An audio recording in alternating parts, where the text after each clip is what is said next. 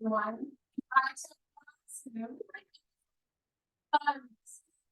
And she's from counseling and support. And she specializes in maternal mental health, and she's had something prepared for you guys tonight, just to have a casual conversation. And now I'm gonna hand it over to her. Thank you. Yes. I'm so glad you guys are joining us online. Tonight, I really just wanted to share some information and help you to feel encouraged and supported and to instill some hope on maternal mental health. So first thing I want to start with is, what is perinatal mood and anxiety disorders? A PMAD is what we call it. So the P stands for perinatal, and that just means in pregnancy or the postpartum period. And mood is anything related to depression, bipolar, psychosis, and anxiety is like generalized anxiety disorder, panic, OCD, PTSD, and disorders are things that get in the way of everyday function.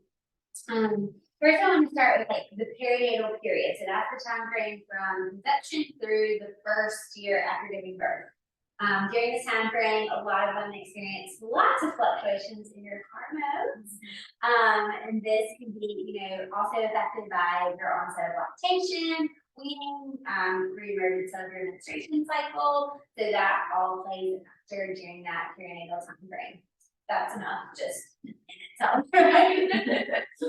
A lot of women say, well, is there, risk factors, or who is at risk? And really the answer is they can impact anyone.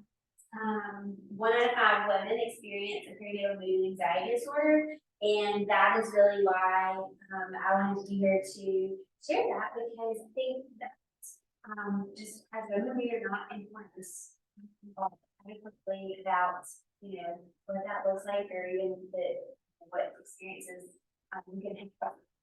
Is everybody good? Can you hear me? Yes, I think she said the voice is a little crackly, but I just moved it closer, so hopefully Okay. help. Okay. So there are some factors to consider. When looking at, the question is, well, I see a lot of women that are pregnant, and they're like, how do I know if I'm going to experience something like this? And so there are some things that research has shown us, like sensitivity to hormonal changes, our genetic predisposition, relationship with our own mother. It's a factor, our self-image, perfectionism, history of trauma, poor social support, family history of perinatal mood and anxiety disorders, our birth experience, like if somebody experiences like a traumatic birth experience, or maybe their baby has a NICU, even pregnant and infancy loss, diabetes also plays a factor, and fertility challenges, counseling, perinatal mental mood and anxiety disorders. So I feel like knowledge is whenever we know, then we can do something, and that is why I love what I do and working with women. A lot of questions that I get with moms that are pregnant is this pregnancy related, or is this, depression? What is the difference? So I'm just going to read some specific differences. So during pregnancy, yes, your mood tends to fluctuate, but depression, your mood looks more like gloomy, irritable, agitated, low self-esteem. During pregnancy, your self-esteem is typically unchanged. During pregnancy, you typically can fall asleep, other than obviously into the bathroom multiple times a night sometimes, but you're not up, worrying about lots of different things. Depression, typically people have difficulty falling and staying asleep.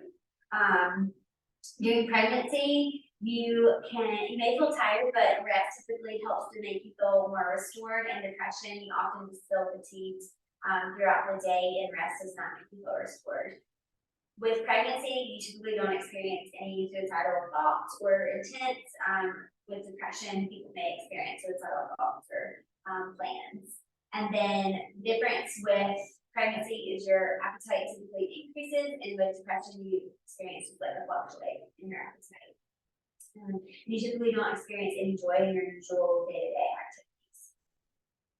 So that is kind of the pregnant, information regarding pregnancy. And then so now I want to talk about your baby's here. So now your postpartum, what does that look like? So baby is not a mild form of depression. Everybody thinks, sometimes people say that, I'm like, oh, it's a mild form of depression. It's like, no, it's baby blues, and they typically last between 2 days to 2 weeks. After. And I always tell moms to remember, you are experiencing the biggest shift in your hormones that your body ever has. And a lot of other things are happening as well, physically and mentally. Another question that I typically get is, how do I know when I should seek professional help, like outside of, the supports that I have in place? So I'm looking at the severity, intensity, timing, and duration of symptoms.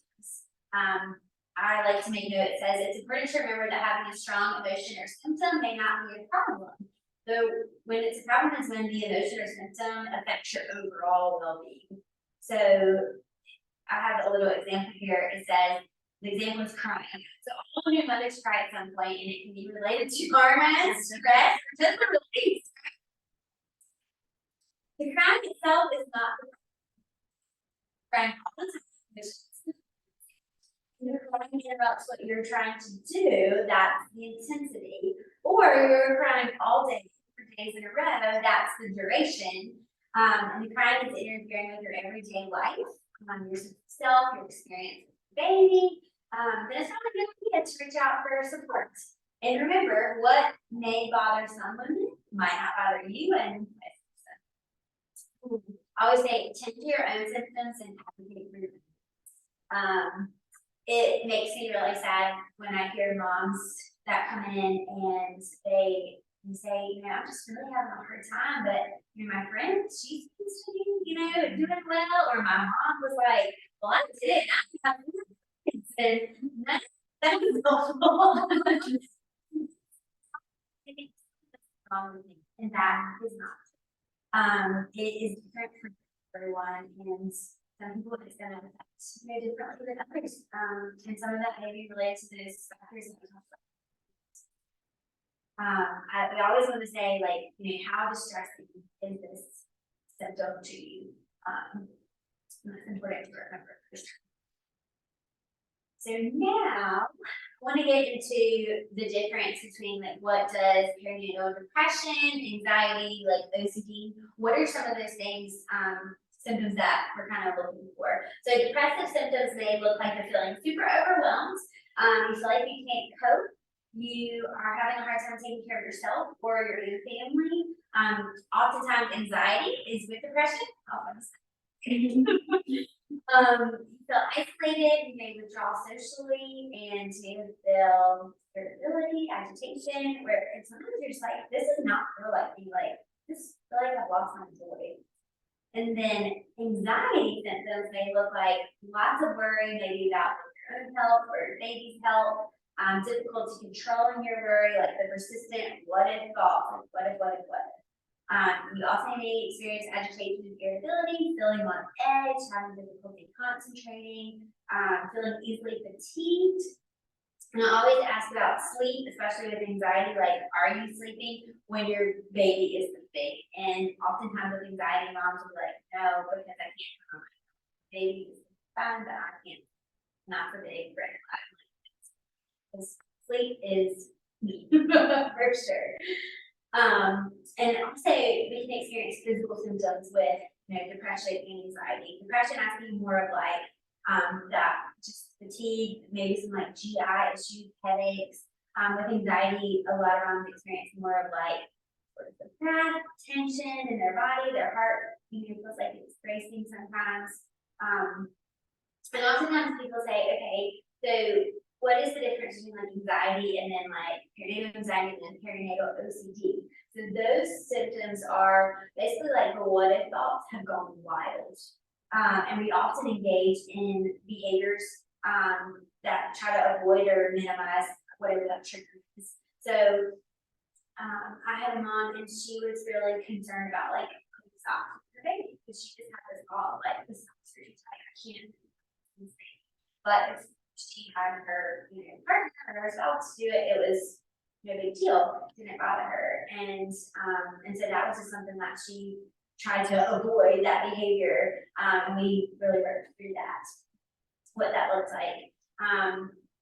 Some common ones are related to heights, water, traffic, and this really comes from a place of like wanting to protect your baby and keep your baby safe.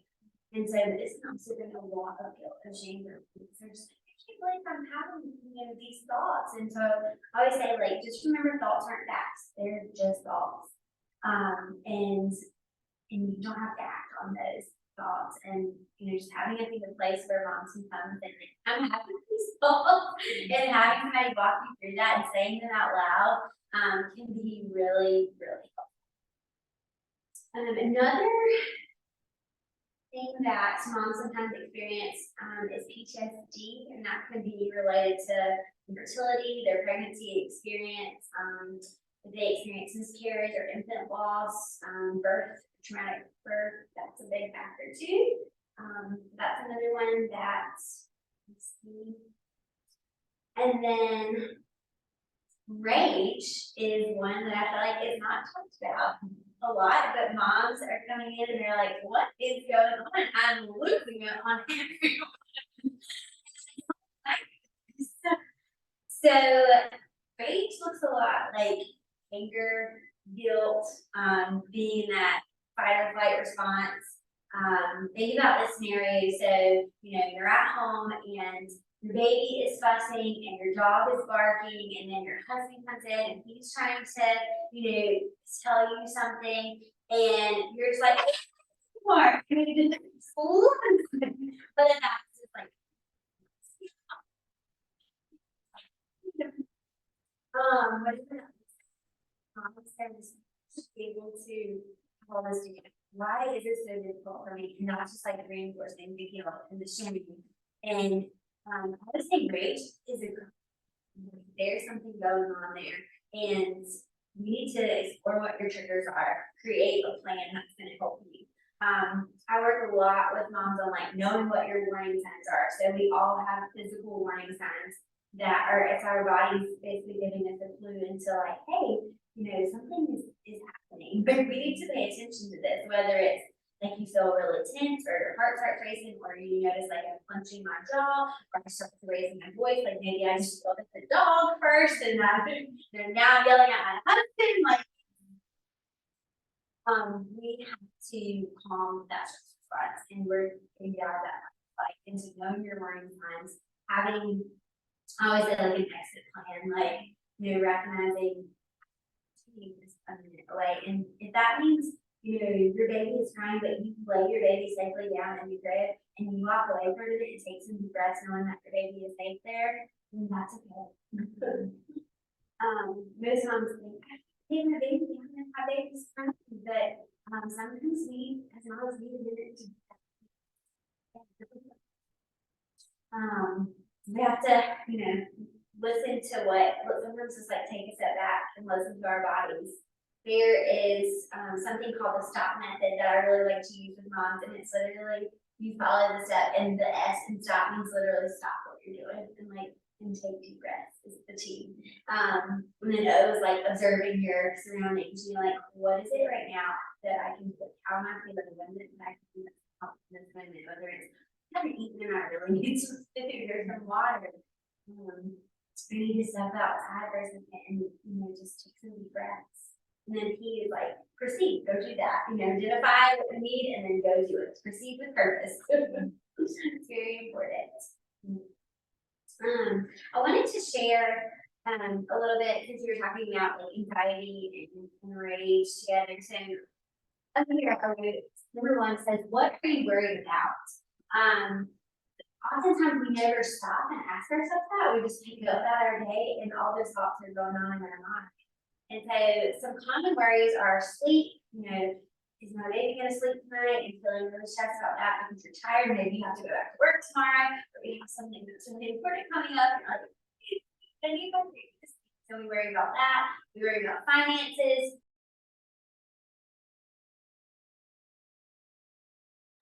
If we're pregnant and worrying about complications, or the whole birthing experience, maybe worrying about returning to work, just feeling responsible for this child's safety 24/7. That's a lot of responsibility. Also worrying about like fear of messing up, like wanting to be the perfect parent. So first we identify what that word is, and then two is discuss the word, and there's a difference between productive and unproductive. So productive is focused on the present moment or the immediate future, so the here and now. It is very specific and likely to occur, and then steps we can take to solve this problem. So that is productive. So an example of that word would be like, I'm worried that the door is open and my baby could fall down the steps. Yeah, like that is true. That could happen. If that door is open and your baby is walking around, like your baby could fall up the steps. So we need to act and we shut the door, make sure your baby's safe, versus, you know, if your baby isn't walking yet and the door is open and you're, you know, having this worry about my baby falling down the steps, and you know that your baby can't even get to the steps. Now, so unproductive is focused on more distant future. There's a low probability of that occurring. It is unsolvable for us. And when something goes out of control, that just first. So we have to focus on like the difference between is this productive or unproductive. And then number two is my favorite, test your thoughts. So you'll hear me talk about cognitive behavioral therapy in a minute, but it's a treatment that I like to use with moms, and the premise is what you think impacts how you feel, and then how you feel impacts how you act and your behaviors. So test your thoughts is exactly this that. So you ask yourself, what makes me think this thought is true? What makes me think this thought is not true or not completely true? What's another way to look at this? What's the worst that could happen? What's the best that could happen? And then probably what will happen? What will happen if I keep telling myself the same thought? I really like that one, because oftentimes we replay this thought over and over again, and we just feel worse and more anxious. And it's like, that's what's going to happen. We're going to continue to feel that way if we keep having that thought. What could happen if I change my thinking? That's pretty powerful. And then what would it be good to do right now? So like, there's an action step, and you tested that thought, and it's like, okay, I'm gonna go and I'm gonna do something about it. Do something different. So that's just a little anxiety tip that I like to share with mamas and counseling, go over, you know, a little bit more specific plans, but really test those thoughts. I want to spend some time really talking about, so we talked about what PMAD is, perinatal mood anxiety disorder, what that perinatal period looks like. And then we talked about, you know, depressive symptoms, anxiety symptoms, OCD, trauma, psychosis is also one that can happen with moms. That is when we want to seek immediate hospitalization, because the mom might be experiencing suicidal ideations that are active, or you know, experiencing hallucinations or commands, and we need to act quickly to protect mom and baby. And that's something that we take very seriously. That is as well. So I wanted to spend the rest of the time talking about some hope. So how can we instill some hope? Because moms are like, oh, that's a lot to experience, right? So moms do get there, and you're not alone. And I think what's great about working with this population is I see moms get better pretty quick. Like, you know, we kind of get in a groove, and they start feeling a little bit more like themselves, and get some action plans and some steps and strategies that are really helpful. The biggest thing is support. So this may look like, you know, family members, close friends, a mom group that you know you feel like you can connect with. There's some mom groups in Wilmington.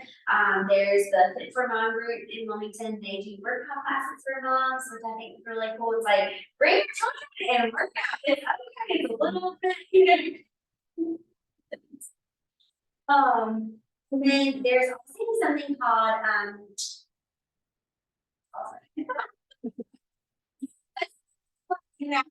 is the online, so they provide online support groups for whatever you're experiencing, whether it's you know, loss, and you maybe experience miscarriage, and there's a group for you, or you're struggling with postpartum depression, there's a group for you. And I love that they have this because moms connected all over, you know, the United States. This is really, really cool. They have a lot of great resources on their website.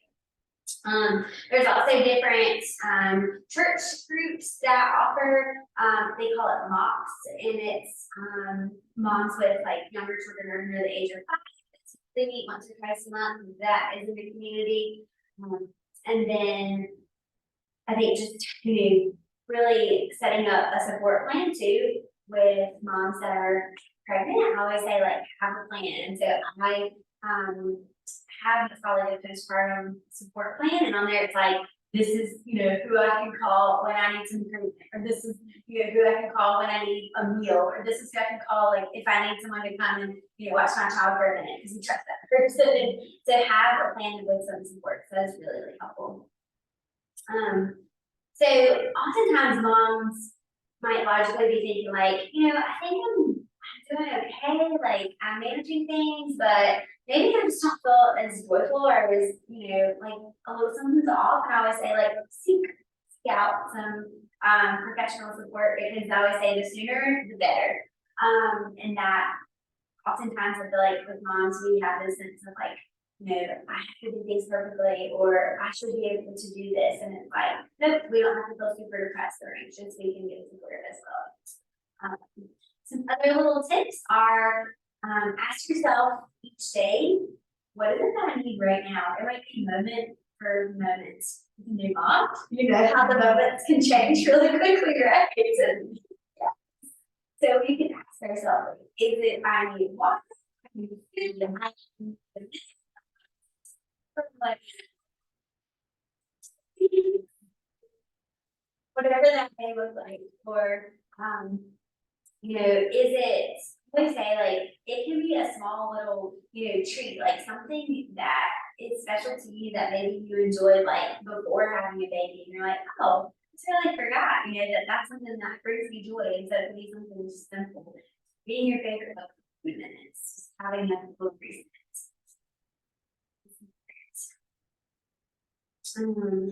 Wanted to go over back to the CBT. So there's something whenever we talk about cognitive behavioral therapy, and I call them the ants. So ants are annoying, and they get in your house, and it's really hard to get rid of them. Well, think about like automatic negative thoughts in your brain. They're like the ants, right? So these are the thoughts that say like, I'm a bad mom, and like, I should be able to do this, the should thoughts, like they just pop in without you having to even call them up, right? And so we have to ask ourselves, like, what's going on in this moment that is impacting this thought that I'm having? And kind of really exploring that, because that helps us identify too, like some of your stuff, reinforcing those negative thoughts. Mindfulness, so like refocusing your thoughts back to the present moment is really helpful.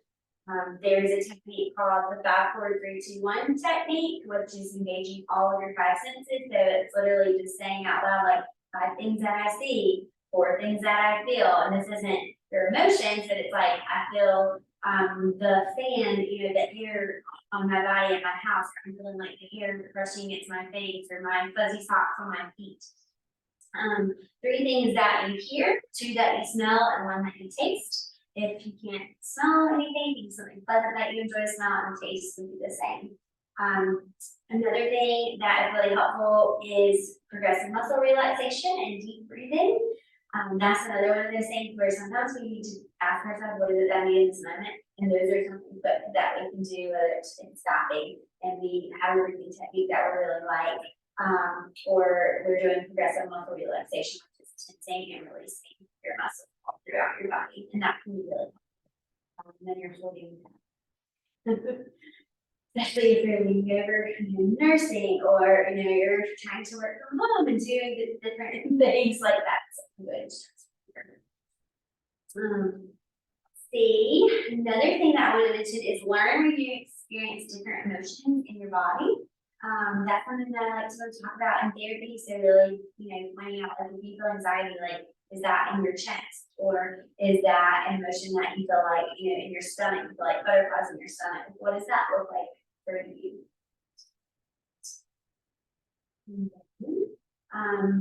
Something that is funny but not funny at the same time is whenever you have a new baby and I'm gonna give a 7-week-old, so I'm looking at me right now, but people give lots of advice, huh? Right? When you don't even ask for. And so, and you're like, I'm so frustrated when people just say these things to me without even asking. I don't want that. And it's typically not helpful. So it's like your mom's, here's some tips that you can do when someone gives you some advice that's or you do not is you can ignore them and just smile. You can say thanks. You can say, I'll keep that in mind. We're working on that. Or we're following the doctor's advice on that. Whether you are or not, you can say it. You're just like, you need to shut it down and move on. Stress for moms that I hear is like, you know, there's so many things. I think Google is also something that we need to pump the brakes on. We don't have to Google everything. That's not always helpful. I think, you know, this is your baby, and you as a mom, like, you can trust yourself. Like, okay, I feel like in this moment, this is what is best, and really like trust yourself as a mom. Like, there's nobody else in this world that is that baby's mom, it's you. And you can trust that. And so just to keep that in mind, that when somebody gives you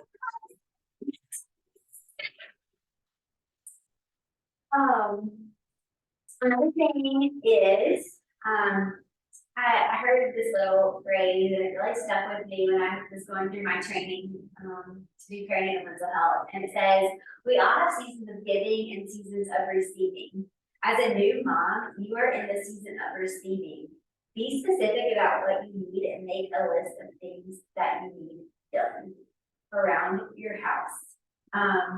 Because when people come over and they want to see your baby and all the things, but that's not always super helpful. And it's like, you know, it's okay to say, do you mind, you know, taking out this, or do you mind, you know, doing these towels in the bathroom for me?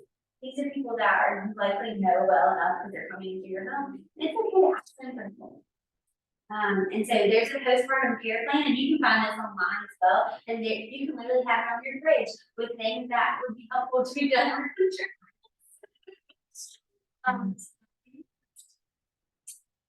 And I just wanted to remind moms, be kind to yourself. Because it is hard. And good moms are allowed to have bad days. And that's, I think sometimes we put this on ourselves, or we're like, you know, we do give a lot of ourselves, like just the birthing, pregnancy, the birthing experience, and then having this baby that doesn't come with a manual. And then we're having all our runs and emotions going on. It is really hard, and I just want moms to know, like, that's valid, and you're allowed to have bad days. You don't always have to have it all together, and you likely won't whenever you're sleep deprived and you have a new baby. And so that's when I want you to, you know, really pause and remind yourself, like, be kind to yourself. I always say, like, come up with a you know, something that's meaningful to you that you can say for yourself. Mine as a mom is I choose calm, because there are times when I'm like, I would love to really let you guys know. Choose calm and I have emotion. And that's what we have to remember. We can't control our emotions, and this is we can do this, but it is there are ways. It's really hard, and that's how we really want to, you know, utilize our supports and really just ask ourselves, like, what does that need right now? So that's kind of what I wanted to share tonight. And it's just, you know, I really hope that there was, that you felt encouraged and just supported. Moms need, you know, to know that you're not alone and you are enough, because we have a really important job and it's hard. Thank y'all for coming tonight.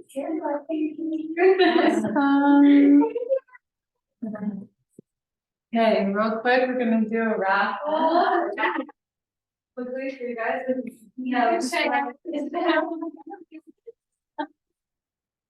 And then whoever wins, they can go out and in the lobby, I can spray and can pick a teaser or an essential oil, so. That would be long thing. I'm gonna do it.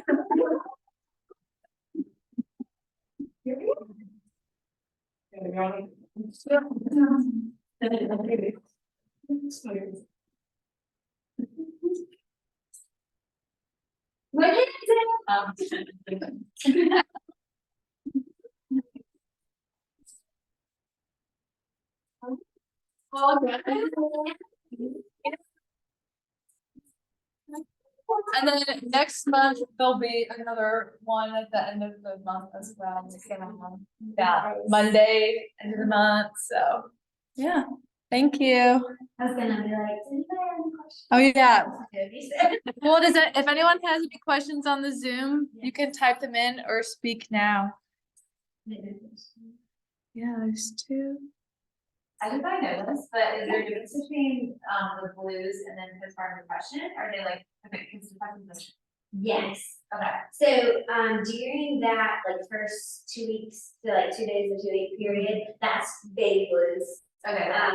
After that is when Okay. we want to assess security. Gotcha. Okay. Yeah. Yeah. Yeah.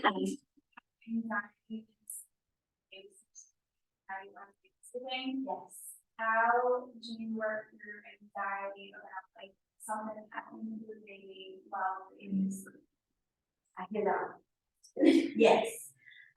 So I think I always say, like, are you following like the American Academy of Pediatrics, like sleep recommendations, because they are the sleep experts and that for your baby. And so that you can say, okay, my baby doesn't have blankets or, all the things around. Like I always say, like, checking on, are you following the sleep recommendations, and knowing like, okay, I am doing what the experts are recommending as far as sleep, and that can give me peace knowing that like my baby is, likely going to be just fine, just going to sleep, and I can go to sleep. And I always ask to, like, typically when they're little, is your baby right beside your bed, like in a basket? Yes. And when they're little, they wake up multiple times.